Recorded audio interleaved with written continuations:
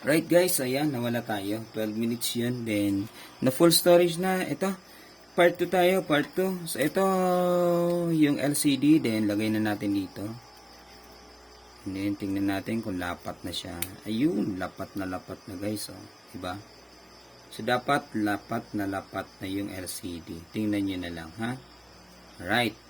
So, from here, connect na natin yung kanyang connector. Tetest na natin siya, ha? Alright. Yan. Then, yung battery. Of course. So, lagay na natin yung battery. So, kung paano nyo tinanggal, ganun din ninyo ibabalik, ha? Yan. Unahin mo muna yung power button niya. Yung flex niya. Yung connect mo muna siya. Then, yung battery na. After niya, yung battery. Yan. Push mo lang. Then, that's it. Then, power on. Right? Ayun. Low bat. Low bat guys. Low bat. Sige, charge muna tayo. Right, so charge muna natin guys. At least mag 10% siya para makita natin yung touch niya. Pero ayan oh, may display naman siya. Charging. Yan oh. Charging naman siya.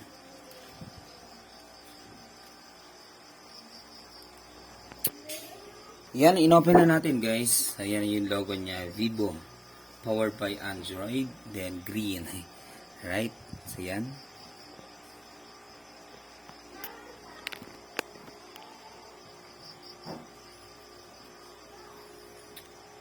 So yan, may display naman siya. Ngayon, tingnan natin kung tawag natin dyan. Kung mag-aano pa ba siya. Kumusta yung kanyang touch? Ano? Kumusta ba yung kanyang touch? Touch. Parang ang tagal, oh. Kasi ito daw, nabagsak daw ito, eh. Kaya yun nga, basag na basag yung LCD. So, pinapalitan ng LCD, then, yun. Yan, that's it. Tingnan natin. Ayun. Then, dito ka na lang sa emergency call kasi meron silang fingerprint or password. Emergency call tayo. Oops, yan. Try mo 1, 2, 3. Yan. Yan. So, try mo na lang lahat ng number. Then, yan. Then, back. Then, back. Then, emergency call. Okay. Then, back. Then, may miss call na siya. 2 miss calls. Yan, so, okay naman yung kanyang touch.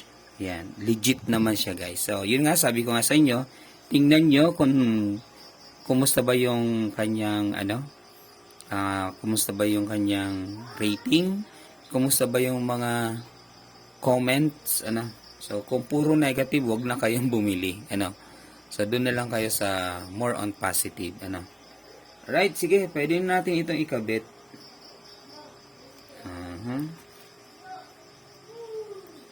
Shutdown muna natin, naka 5% na siya. 5%.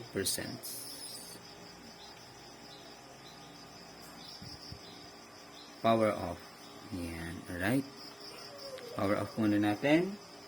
Then, mamaya na lang natin siya i-charge. Right.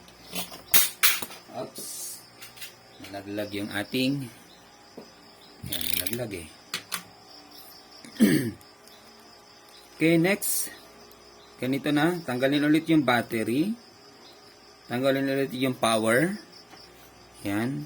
Yung ano nyo lang, yung kiki nyo lang. Kiki. Kuko. Ayan. So, tanggalin ulit yung power. Tanggalin ulit ito. And that's it. So, para mas madali.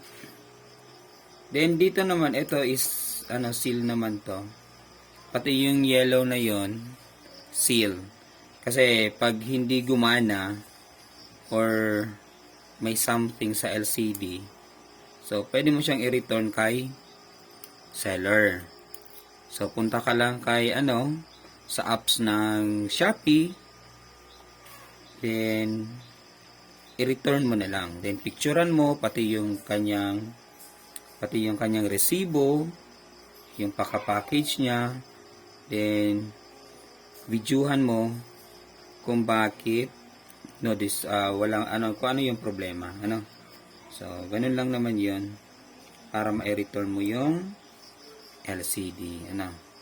So, sayang naman. Right? So, eto na nga, guys. So, kung mayroon naman paste, ganun lang naman yung kasimple, ano. So, lalagyan nyo lang ng paste. So, dito kasi meron akong malaki pa. So, yan. B7000, pero mas maganda yung T7000, ano. Bili na lang kayo nun, kulay black yung ano noon. Ito, before yan, kuha muna tayo ng tape. Kuha muna kayo ng tape. Kahit anong tape, basta may pang tape kayo. Ang purpose kasi nito, para dumikit, matuyo, tama yung pagkakadikit, ano. Yan. Ready muna kayo ng tape para pangdikit, ano. So, mamaya pakita ko sa inyo kung ano yung gamit niyan.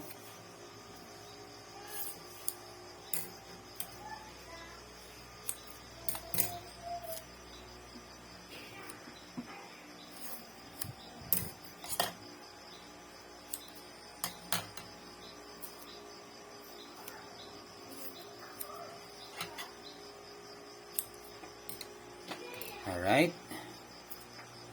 Sige. Dito, tanggalin natin to. Ayan. Tanggalin natin yan yung sa ano niya. Sa camera. Yan. And that's it. Ito, lagay na natin ng paste. So, umpisa kayo dito. Pwede naman kahit saan, pero ako nag-uumpisa ako dito. Nilalagay ko yan dyan, ganyan. Yan.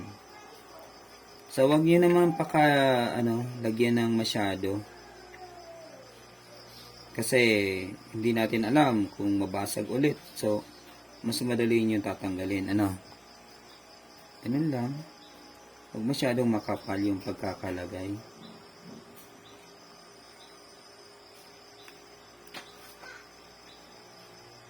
Huwag nyo ubusin yung entire paste.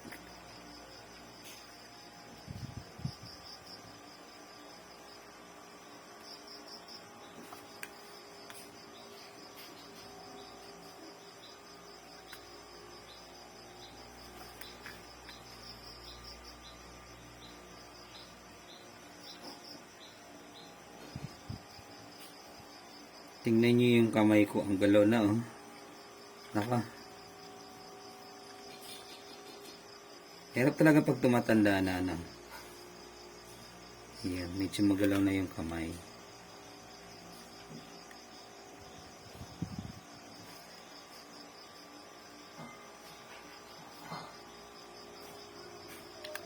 Right. Ayan na, guys. Okay na yan. Yan. Doblihin lang natin sa parting ito. Doblihin nyo na lang yung mga kanto-kanto para dun lang siya masyadong dapat lumapat yan dyan, eh.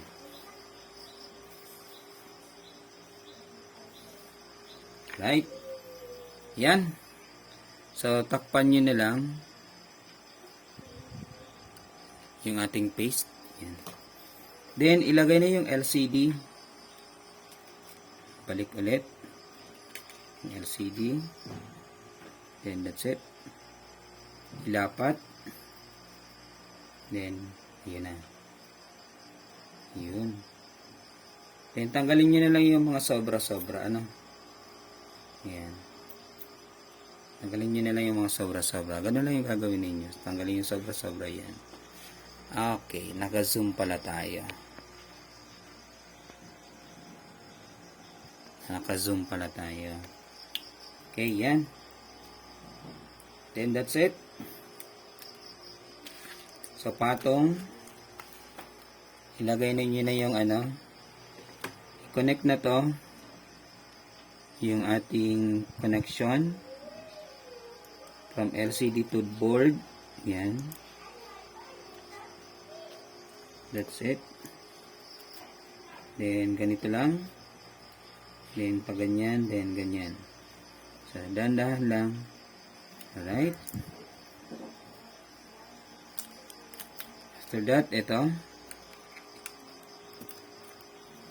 Then, power. Then, ito ng kanyang battery. Then, ibalik yung cover.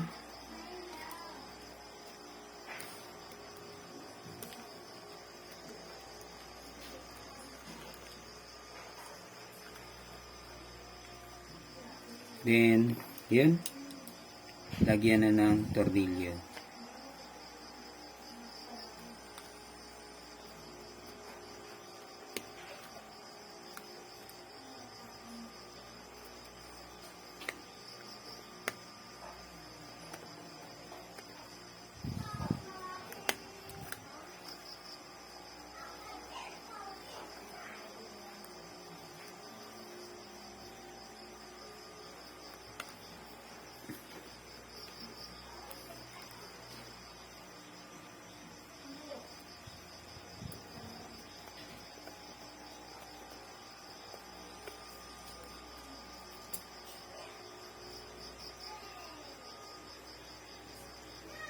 So, kung paano nyo binaklas, so ganun nyo din ibabalik.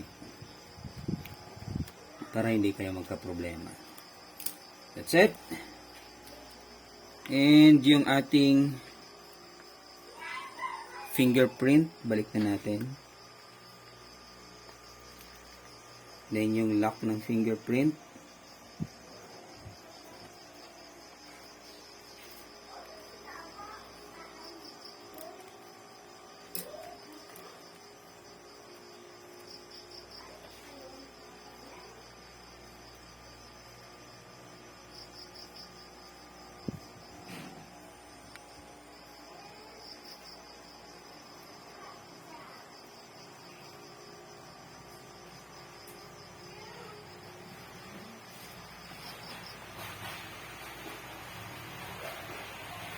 Then, ito na.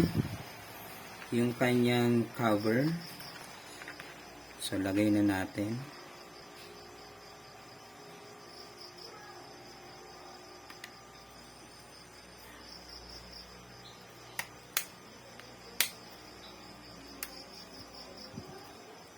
Dahan-dahan lang kasi baka mabasag nyo yung LCD. Yan.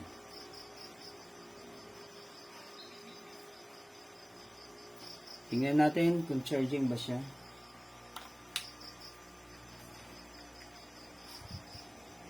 Alright, charging naman siya. Ayun. So, tanggalin muna natin yan. Then, ito nga.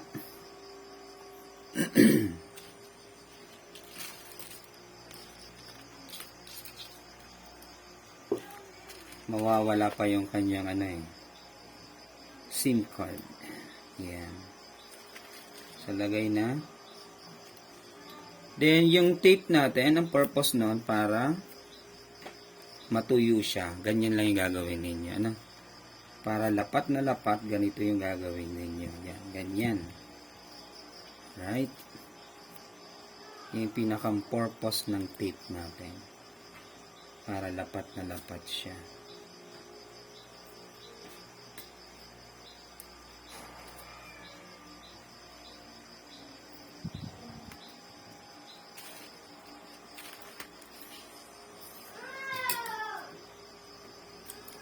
Mas magandang gamitin yung paper tape.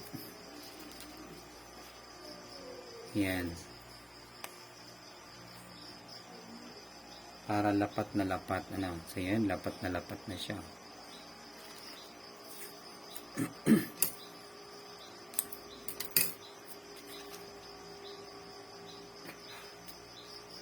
Right?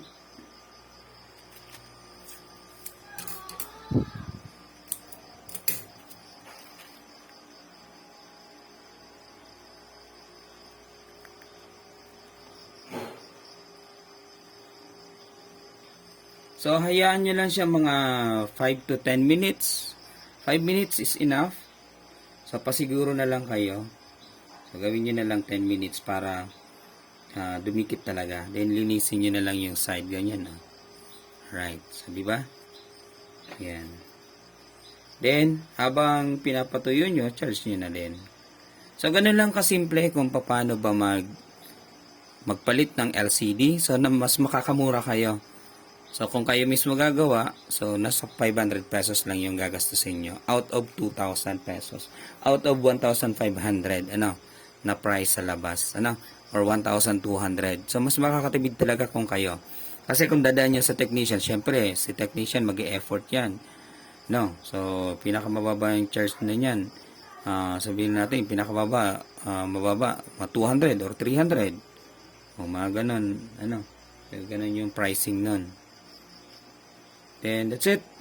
So, yan. Thank you so much for having me here. This is always your Kotek, Alalta Marino, signing off.